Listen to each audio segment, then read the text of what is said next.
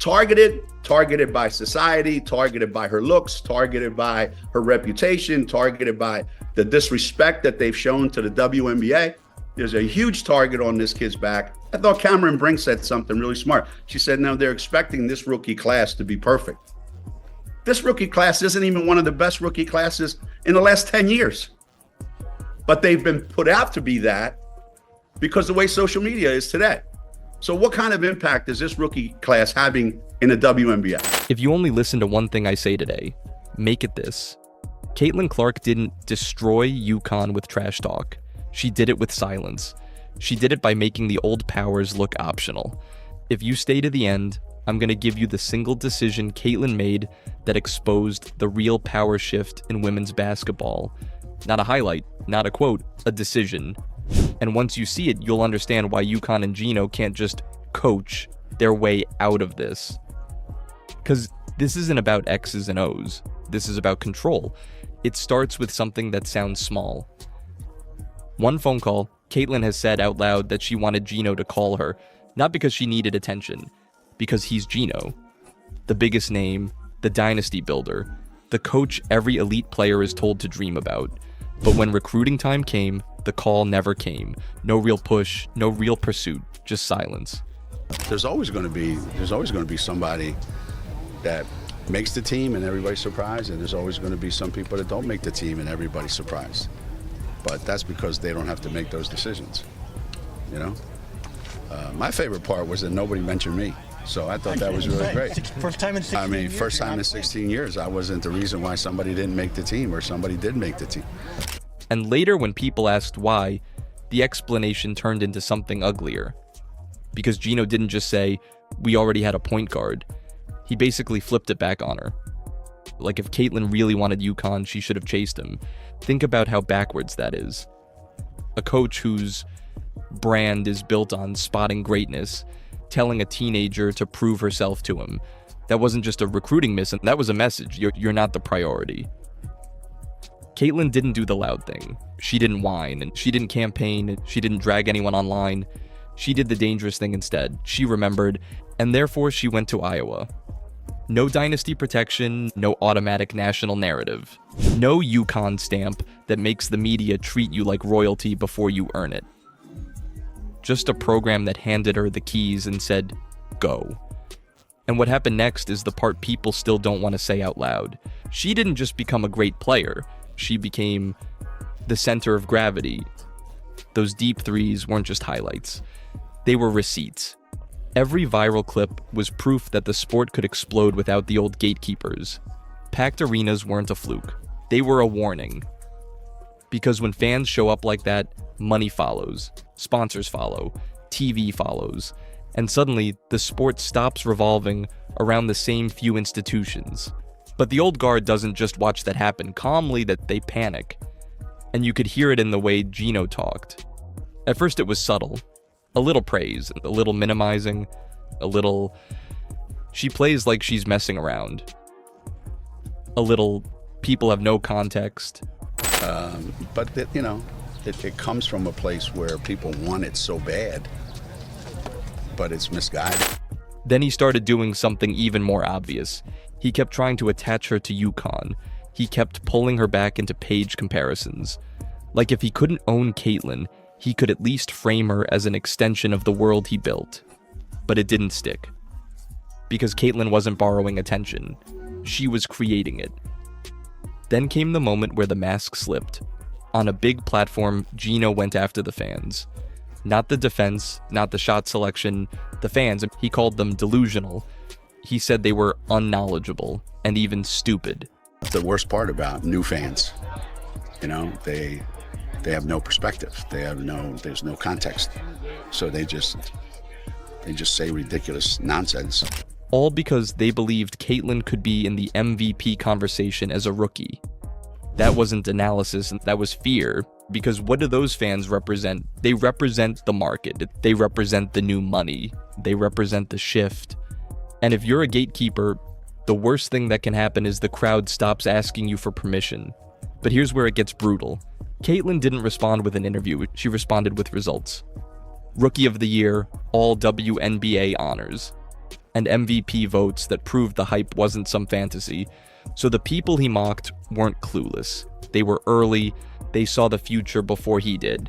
And that's where the real damage happens, because it's one thing to be wrong, it's another thing to be wrong while you're insulting the people who are literally growing your sport. At that point, the conversation changed. It wasn't just Caitlyn is great. It became, wait, the old powers don't control this anymore. And when that realization hits, the next step is always the same. Money enters the room, a new league shows up, a 3-on-3 project with big names attached, serious backing, big ambition. But there's one problem. It needs a face. It needs a gravity source. It needs the one player who can pull millions of eyeballs on demand. And that's when reports started circulating that Caitlyn was offered over $1 million for an 8-week season. Stated Dave Portnoy, CEO of Barstool Sports, extended an olive branch to Caitlyn Clark, which could retrieve her $10 million a year. Now, the article goes on to talk about the Indiana Fever season, which we can skip past some of that. Think about that. The same world that didn't call. The same voice that downplayed. Now sliding a 7-figure offer across the table. Why? Because this was never just about basketball. This was about leverage. If Caitlyn signs, the story becomes, see, the future still runs through us. The gatekeepers get to absorb her audience. They get to turn her popularity into their platform. They get to rewrite the narrative like they were always part of her rise. But Caitlyn saw it for what it was. A late grab for control. A rescue rope. A way to reclaim the spotlight. And here comes the payoff I promised. The moment that should scare every Dynasty program watching. She said no long statement, no public war, and no victory lap. Just refusal. And that single word is why people say millions. Because when the biggest star in the sport turns down your 7-figure offer, it changes the perception instantly. It tells sponsors she's not for sale. It tells fans she doesn't need the old structure. It tells every recruit watching that the Dynasty route is not the only path. And for UConn, that is the real fear. Not losing one player, losing the pipeline. Because the next generation is watching this and thinking, if Caitlyn built the biggest brand in the sport without UConn, why do I need UConn? And when that question spreads, it hits everything. NIL leverage, media leverage, merch leverage, recruiting leverage, donor energy. Therefore, the cost isn't just imaginary. The cost is the money and attention that could have flowed through the old empire, now flowing somewhere else. And here's the darkest part. This won't be the last time. Caitlyn didn't just win games. She showed a blueprint. Build your own gravity. Let the crowd decide. And when the gatekeepers come late with a bag of money, you don't even have to fight. You just decline. So ask yourself what happens next. If the biggest programs can't control the biggest stars, who actually runs women's basketball now? Because the next power shift is already loading. And the next dynasty that gets exposed might not see it coming until it's too late. Look like Caitlyn Clark's name is coming up in all of this unrivaled ratings disaster, and ESPN finally told the truth about it all, man. Caitlyn Clark minding her own business, going to Nike headquarters, shooting from anywhere from the steps. And I just got to be honest with you, man. To me, I don't think Caitlyn give two flying about Unrivaled, bro. I just got to be honest. Now, there's people in the media trying to say that Unrivaled is failing due to Caitlyn. No, they're failing because the product is bad. Caitlyn Clark just had one of those weeks where her name shows up in every corner of sports, not just WNBA, everywhere. One headline says her off-season move is starting to surface. Another asks the same question fans keep arguing about. Is she playing in Unrivaled or not? But the biggest fire this week is not even about a game. It's the WNBA deadline talk. Because once the internet smells deadline ignored, the story changes. It stops feeling like business and starts feeling like a fight. And in sports fights, there is always one person who becomes the symbol. See, people can say what they want. Caitlin Clark is simply the driving force behind a lot of the WNBA recent success, and it looked like ESPN has completely admitted it. Now, that's a reality check of a lifetime, dog. I just got to keep it real. Now, with that being said, man, I want to share something here with you guys. Therefore, the league's biggest week turns into the same conversation. What happens if the WNBA enters chaos, with Caitlin Clark at the center of it? And here's the wild part. In the same week, people are throwing around words like lockout, crisis, and leverage. Caitlin is also trending for talking about LeBron, reacting to an NBA player's breakout, and even popping up in NFL news. LeBron never messaged me like directly, but it's been cool to like just see his support of myself and the W overall. Like you can tell he really watches and turns it on, and yeah, like he's been kind of a big fan of myself from college and now in the W. So, I mean, he's the greatest basketball player of all time, so I think that's pretty cool. I don't want to compare myself to anybody else. I don't like that. Yeah. It's a difficult thing to conjure. Yeah. But I don't know, like, I hate saying this because LeBron is like the greatest basketball player of all time, but obviously he didn't even go to college and he had all these expectations coming out of high school to be like the greatest player ever, and obviously that's a lot. Like that's a lot to take on your shoulders and a lot for the NBA at the time. That is not normal. That is what it looks like when one athlete becomes the main character of the entire sports cycle.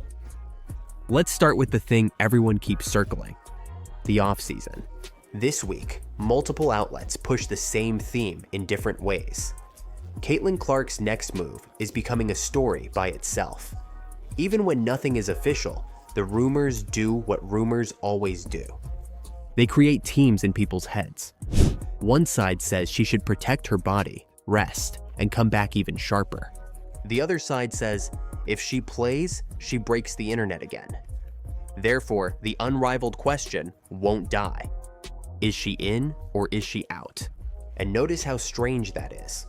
Now, I told y'all last year that Unrivaled was on a needle and a thread contract because that means that they kind of on borrowed time. If this thing don't work, guess what they're going to do?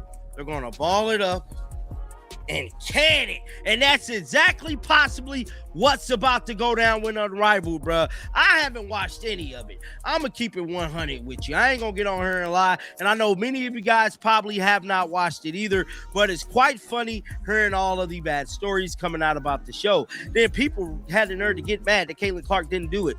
Caitlin Clark didn't want to associate herself with this buffoonery, with this dumpster fire. Y'all really think Caitlin Clark wanted to be a part of that? Her brand is too big and too special to be a part of this damn circus. It's bad enough she got to play in the WNBA, Ribleys, and I'm here to tell you, she definitely didn't want to take on this goddamn me circus. Most WNBA players can have a quiet offseason. Caitlin can't. Because her offseason isn't treated like downtime. It's treated like a national decision. But Unrivaled isn't just about fitness or basketball. It's about power. If Caitlin joins, it validates the league. If she doesn't, people treat it like a rejection. That's why even a simple maybe becomes a full week of headlines. And this is where it gets even more interesting. You also had a headline about Kate Martin basically pitching the idea of getting Caitlin to Unrivaled. That matters because it shows something real. Caitlin isn't being chased like a normal star. She's being recruited like a franchise. Now let's talk about the week's most explosive angle, the WNBA deadline talk. This is the one that turns everything into gasoline. Because when a deadline is mentioned, fans don't hear negotiation. They hear war. And once the word lockout shows up near Caitlin Clark and Angel Reese, the story becomes bigger than basketball. It becomes fear. Fear of lost games. Fear of lost momentum. Fear that the league finally has attention and will fumble it. But here's what really makes this angle viral. Caitlin's name becomes leverage for both sides. Fans will say, you can't waste the Clark era. Players will say, you can't profit off this era without paying fairly. Owners will say, we have to make the numbers work. Therefore, Caitlin ends up in the middle, even if she never says a word. And that leads into the most dramatic headline of the week. The one basically saying fans are debating if Caitlyn will accidentally destroy the WNBA. That's an insane phrase, but it reveals something true about the moment. People don't know how to handle a superstar this big inside a league that is still building its structure, so they turn it into extremes. She's saving the league. She's exposing the league. She's bigger than the league. The league can't control the wave. But the real point is simpler. Caitlyn is forcing pressure onto everything that used to hide in the shadows.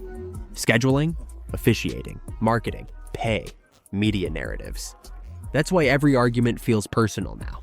Because when the money grows, the stakes grow. And when the stakes grow, everybody fights harder to control the story. Now here's the part that makes this week feel surreal. While all of that WNBA chaos is happening, Caitlyn also trended for stepping into the NBA's favorite fight, the GOAT debate. One headline pushed the idea that she ended the GOAT debate by saying LeBron is the best ever. Whether you agree or not, it's a perfect example of the Clark effect. A WNBA player says a sentence, and it becomes an internet war. Because Caitlyn isn't just watched by WNBA fans, she's watched by NBA fans. She's watched by sports media. She's watched by people who don't even watch women's basketball, but still react to her, like she's part of the main NBA conversation. Therefore, her opinion doesn't land like a normal opinion. It lands like a headline, and the crossover didn't stop there. Another story had Caitlyn showing up in NFL news, with mentions tied to George Kittle's injury situation. Again, it's not just nice message content. It's proof of cultural reach. When Caitlyn is part of the same news cycle as the NFL, it means she's not being treated like a niche star. She's being treated like a top-tier American sports figure. But the sneakiest story this week is the one that sounds small.